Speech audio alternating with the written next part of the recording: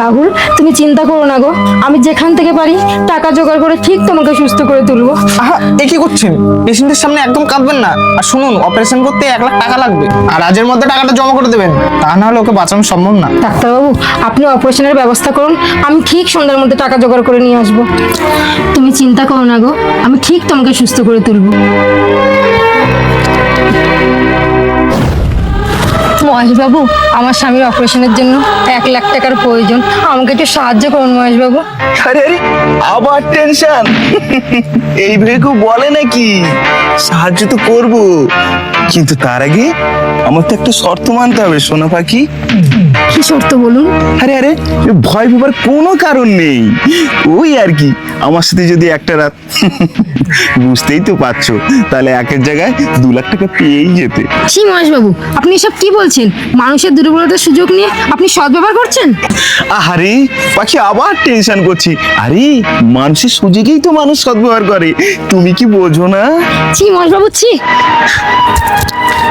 আহারে, পাখিটা আবার উড়ে গেল। কবে যে আমার জালে ধরা দেবে সেই ভগবানই জানে। ভগবান, আজ তুমিই বলে দাও, নিজের স্বামীর প্রাণ বাঁচাবো না নিজের সতীত্ব বিক্রি করব? তুমি তো সব জানো, একজন স্ত্রীর কাছে তার স্বামীর সম্মান সব থেকে বড়।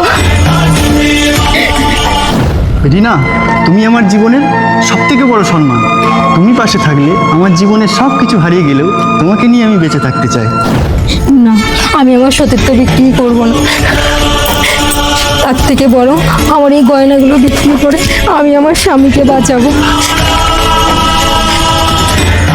চিন্তার কোনো কারণ নেই, অপারেশন সাকসেসফুল হয়েছে। আপনি 2-1 দিনের মধ্যে পেশেন্টকে বাড়ি নিয়ে যেতে পারেন।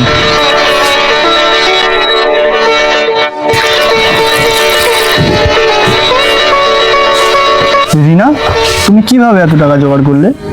কেন? তোমার বিশ্বাস আর আমার সতীত্ব আমাকে শক্তি দিয়েছে। হ্যাঁ, ঠিক তাই।